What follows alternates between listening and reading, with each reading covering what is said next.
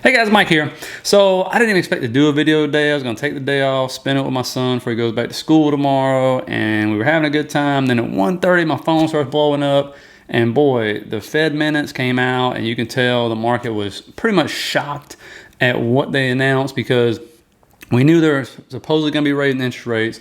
We knew they were going to be tapering the purchases. But the third thing is I don't think anybody expected them to announce that this year especially, okay? And this is a huge red flag, another one, to show the Fed was asleep at the wheel last year when it comes to inflation, and they realized they better get on top of it quickly, and that's why they're gonna do what they're gonna do.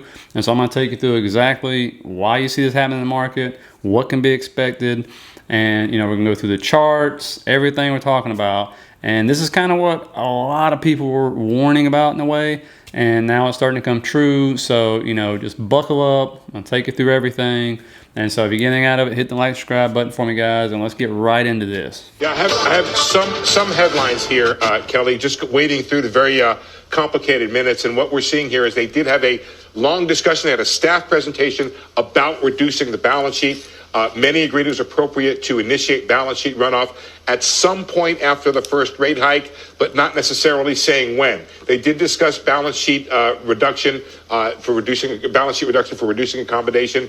Now, there were very different views that appeared on the committee for reducing the balance sheet. As I said, there was a staff presentation made. Then there was, as we've said all along here, the Fed has a lot less certainty about the effects on the economy and financial markets of balance sheet reduction, which is why it's likely to lean on rate hikes first. But certainly they're talking about, some saw a significant amount of balance sheet reduction needed, and they discussed the conditions for beginning it. And then this last one here I want to share with you, and I'll get back to reading them. But they said that the current conditions could warrant a faster pace of policy rate normalization. That could be rates, but it also could be in the balance sheet. So all this is big news, guys. And so what you're looking at here, remember, they have $8.3 trillion in treasuries and mortgage-backed securities in its holdings. And so they want to start reducing that. That means flooding the market with bonds that they bought, especially the corporate bonds that they've been buying.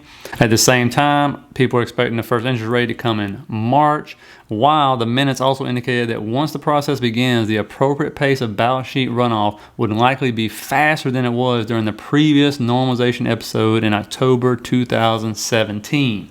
And as we know, the markets did not like this one bit, and immediately as soon as this happened, the S&P fell off 2%.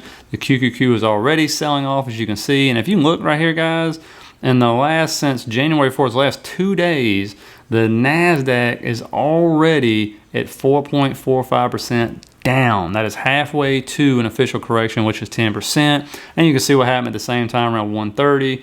Boom. The cryptocurrency market just fell off a cliff along with it because it follows the market, so I'm down double digits. And then one major reason why is because this is your 10-year treasury yield right here. Look at it spiking. That's in 1 day over there. But overall, in the last 16 days, the treasury yield has risen 26%. And why is this important? Okay, for those who didn't watch my video the other day, here's 2018. This is the closest we have to it under historical circumstances, right? They did 4 interest rate hikes, they were tapering, and they were decreasing the balance sheet, right? Flooding the market with bonds, which of course decreases the price of the bonds, raises the yields. And so this right here, I've listed out the interest rate hikes for you, and you can see starting right out of the gate in 2018, we end up with a 12% drop right there coming right out of the gate. Then they do the interest rate hike, and we end up with another drop of 12%. And then if you come over here, we end up with another drop on the third interest rate hike of roughly, actually the third and fourth combined, of 22%. And of course, this is the 10-year treasury yield. And what was it doing? Right out of the gates, it goes up 21% in the first 2 months. And then for the year, it ends up going up around 36% for the year as they continue flooding the market with bonds and raising interest rates. And one big reason you're seeing these moves here is, remember, hedge funds are trained to do certain things. It doesn't matter how much they return in the hedge fund. They're going to make their money regardless. They're going to make their bonuses. All they got to do is keep you from taking your money out of the ETFs, the mutual funds, all their products. Okay, that's all they got to do. And all they got to do that is give you that whopping 8 to 10% return a year if you're lucky. Okay, that's what they're going to do. They're going to make their money regardless. So they are trained when they see the 10-year treasury yields going up, bond prices going down, inflation through the roof, all the stuff happening, and they hear the Fed's going to be lowering their balance sheet. That means they're going to take liquidity out of the market. They're going to go safe. Okay, that's why you see this rotation over into banks, over into energy, things of that nature. Okay, that's what you're going to see. And plus, if bond yields keep going up, they're going to start rotating money into that, which takes more money out of the market. It's all about liquidity. That's the only thing that pushed it up in 2020 and 2021, okay?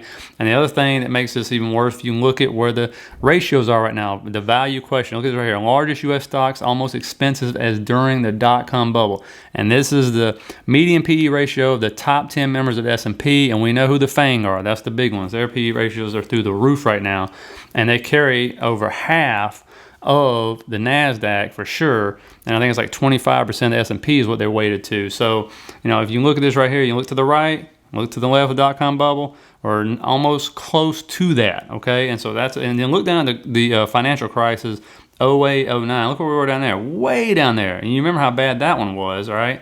And so then if you go to the Buffett indicator, you can see right here, we're actually outside the second standard deviation, which we've only been during the internet bubble, since this has been around since 1950. And this is only the second time we've been outside of 2 standard deviations, and you saw what happened the first time. And of course the margin debt, which I'll keep up for you guys. And I told you, when you see these big drops in margin debt, it means people are taking risk off approaches. And you can see right here, we kept waiting to see. We saw that second spike up in October, and it dropped drastically in November. I cannot wait to see December. But you can see right here, when you see these big drops, you normally get a drop in the market, and almost precipitates this. And then if you look at the percentage, you can see right here, big drop in percentages. And if you look, those colored in areas, that is big crashes or recessions happening in the economy right there. And you can see you've seen a drop like this in quite a while. And so, this is something to keep an eye on. We'll see what happens. It doesn't guarantee anything, but that is some massive drop in margin debt. And December will be out not too long from now, so I can't wait to see what that is. And so the bottom line is, guys, buckle up. It's going to be a bumpy ride. It's going to be a very volatile, especially first 6 months probably. Maybe the whole year, we'll see. I think it will actually saves in the second half of the year. And what to see about this is when inflation starts to come down, right? Because supply chain logistics are actually getting a little better. And that's what's causing a lot of this stuff with the high prices and the inflation going up so fast. And so, the good thing is it's going to present plenty of buying opportunities.